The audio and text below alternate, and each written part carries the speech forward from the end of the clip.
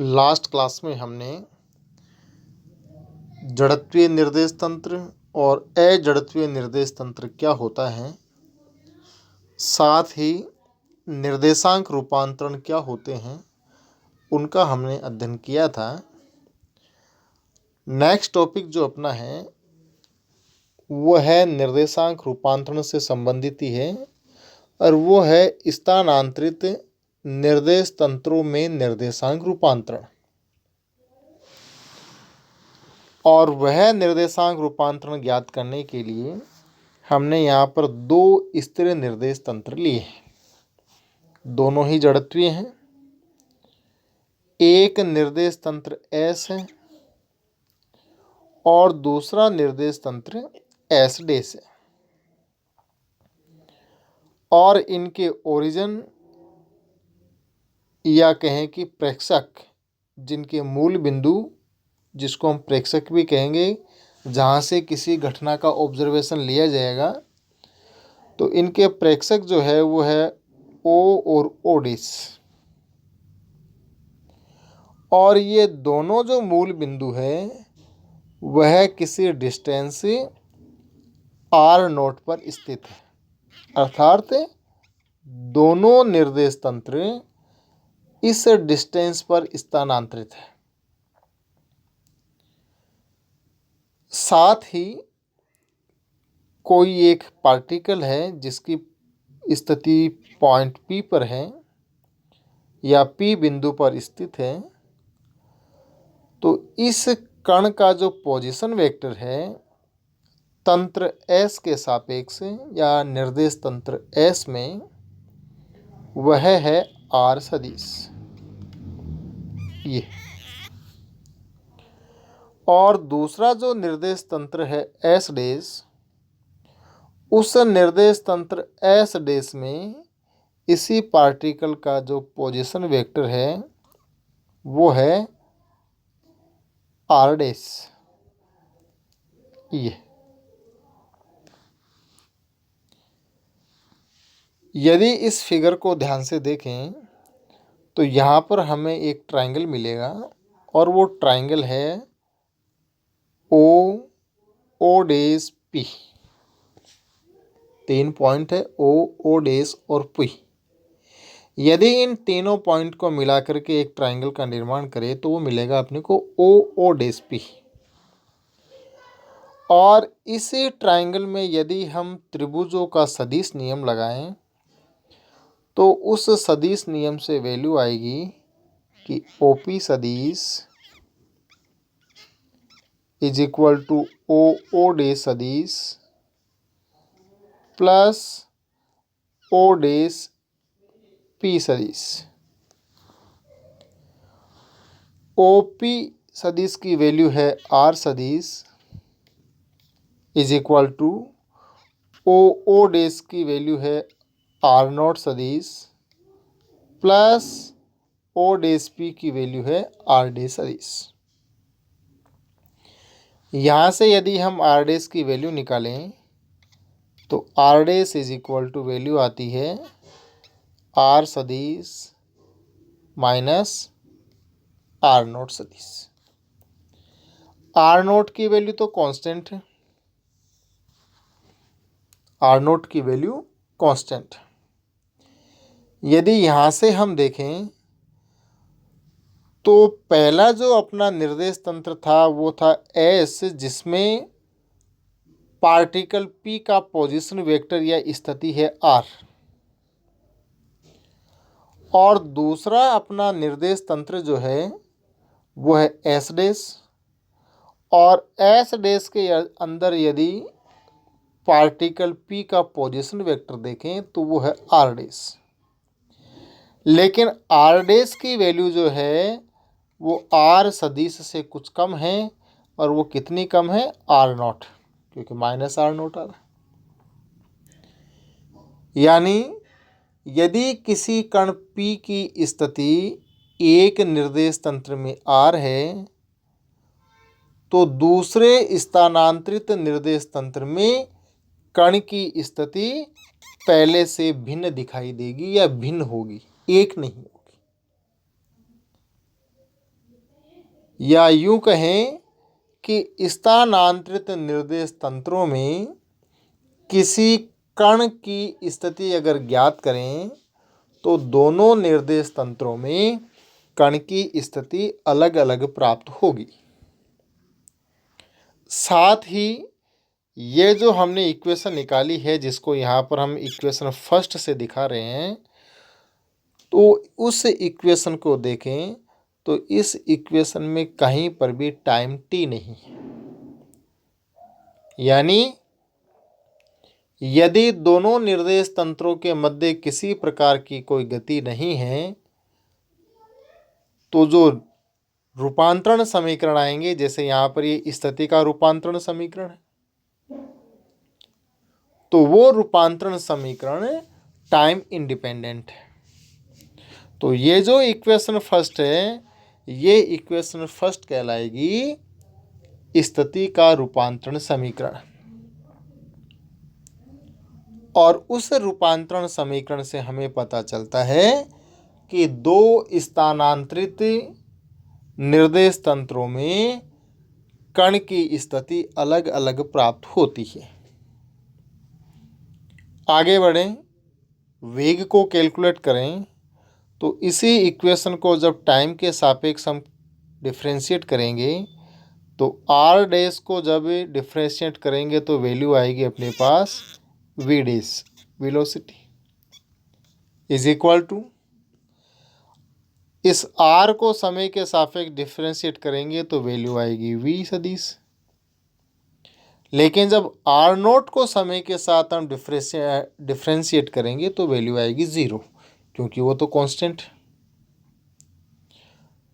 तो वेग की जब वैल्यू निकालेंगे दोनों निर्देश तंत्रों में, तो एक में है वी डैश जो कि निर्देश तंत्र एस डैश में है, और निर्देश तंत्र एस में है वी, और ये दोनों ही इक्वल है। अर्थात जहां स्थानांतरित निर्देश तंत्रों में कण की स्थिति अलग अलग हमें प्राप्त हो रही थी, लेकिन वेग इक्वल मिल रहा है कि जो वेग निर्देश तंत्र एस में था वही वेग निर्देश तंत्र एस डैश में भी है। इसको हमने इक्वेशन नंबर शायद सेकंड से लिखा है जी, सेकंड ही है ये सेकंड इक्वेशन। और यदि अब हम त्वरण की वैल्यू निकालें तो उसकी वैल्यू निकालने के लिए हम इस इक्वेशन सेकंड को भी टाइम के साथ डिफ्रेंशिएट करेंगे, तो अपने पास वैल्यू आएगी ए डैश सदिश इज इक्वल टू ए सदिश। यानी त्वरण की वैल्यू भी दोनों निर्देश तंत्रों में इक्वल आएगी। तो इक्वेशन फर्स्ट रही अपनी स्थिति का निर्देशांक रूपांतरण समीकरण, इक्वेशन सेकंड रही वेग का रूपांतरण समीकरण, और इक्वेशन थर्ड रही अपनी त्वरण का निर्देशांक समीकरण। इन तीनों समीकरणों से स्पष्ट है कि स्थानांतरित निर्देश तंत्र एस डैश में कण की स्थिति भिन्न प्रेक्षित होती है, यानी अलग प्राप्त होती है, परंतु कण का वेग व त्वरण निर्देश तंत्र एस में मापित मानों के समान प्रेक्षित होंगे। यानी भले ही निर्देश तंत्र अलग अलग हो, लेकिन फिर भी वेग और त्वरण तो समान प्राप्त होंगे। साथ ही यदि इन तीनों समीकरणों को देखें तो तीनों ही समीकरणों में टाइम t कहीं पर भी नहीं है। अर्थात समीकरण 1, 2 व 3 स्थानांतरित निर्देश तंत्रों के मध्य समय अनाश्रित रूपांतरण समीकरण है, यानी टाइम इंडिपेंडेंट। अब हम लेते हैं निर्देश तंत्र दो ही होंगे, लेकिन उनके बीच में सापेक्षिक गति होगी, और उन निर्देश तंत्रों में किस प्रकार के रूपांतरण समीकरण हमें मिलते हैं उनको यदि देखें तो यहाँ पर अपने पास दो निर्देश तंत्र है। एक निर्देश तंत्र है S जो कि स्थिर है, ये गतिशील नहीं है, और दूसरा निर्देश तंत्र है S डैश, वह निर्देश तंत्र गतिशील है, लेकिन किस वेग से? वो v नियत वेग से गतिशील है। साथ ही जिस प्रकार से हमने पहले किसी कण P को लिया था, यहाँ पर भी कण P को लेंगे और उस कण P का जो पोजीशन वेक्टर है, पहले तो time t is equal to 0 second लेते प्रारंभ में। ये मानते हैं कि प्रारंभ में दोनों निर्देश तंत्र एक ही जगह थे, तो प्रारंभिक टाइम जो है वो t1 is equal to 0 second है, और फिर कुछ समय पश्चात t2 is equal to t second पर दूसरे निर्देश तंत्र S डैश जो है उसका मूल बिंदु O डैश O से R0 दूरी पर स्थित है गया, और उस R0 की वैल्यू है v टाइम t। v वेग से गतिशील था, t टाइम तक गति की, तो जिस डिस्टेंस पर जाएगा दूसरे निर्देश तंत्र का मूल बिंदु वो रहेगी R0 is equal to v t. और पहले निर्देश तंत्र में कण P का स्थिति सदिश R सदिश है, और दूसरे निर्देश तंत्र में कण P का स्थिति सदिश R डैश सदिश है। अब यदि यहाँ पर भी जैसे हमने ट्राइंगल O डैश P पहले लिया था, ठीक उसी प्रकार से यहाँ पर भी ट्राइंगल O डैश P लें, तो अपने पास इक्वेशन आती है कि R dash is equal to R minus v t. जैसे पहले इक्वेशन थी अपने पास R dash is equal to R सदिश माइनस R0 सदिश।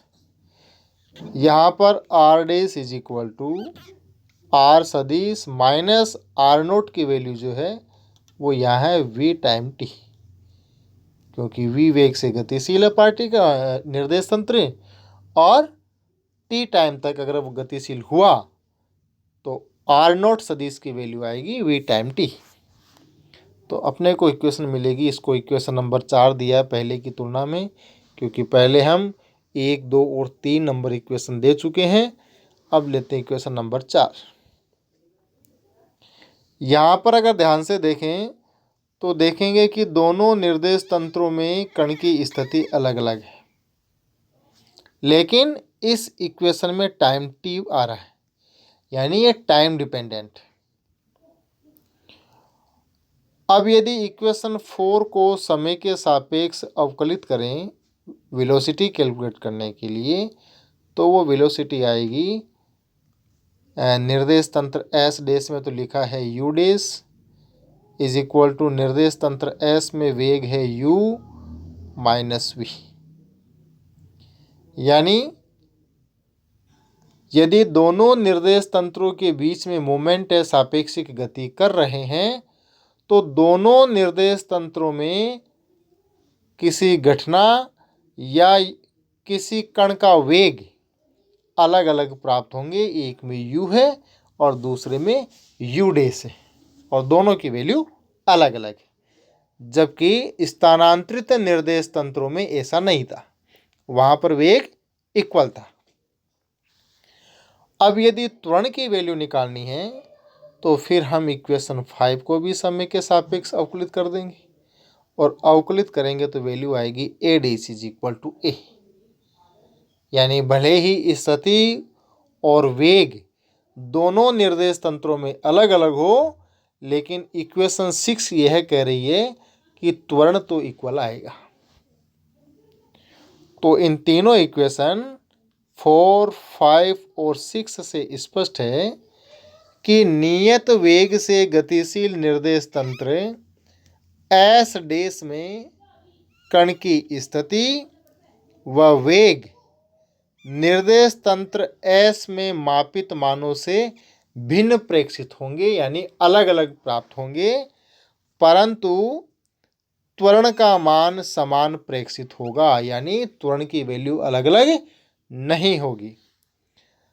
तथा कण की स्थिति r डैश समय पर निर्भर करती है, अतः स्पष्ट है कि सापेक्षिक गति में रूपांतरण समीकरण समय आश्रित होते हैं, टाइम डिपेंडेंट होते हैं। तो ये तो हमने लिया कि निर्देशांक रूपांतरण स्थानांतरित निर्देश तंत्रों में कैसे होंगे, और साथ ही स्थानांतरित निर्देश तंत्र तो है लेकिन सापेक्षिक गति कर रहे हैं, तो उनमें निर्देशांक रूपांतरण किस प्रकार के होंगे। नेक्स्ट टॉपिक जो है वो आएगा अपना गैलीलियन रूपांतरण समीकरण। इसको अब हम नेक्स्ट क्लास में देखेंगे।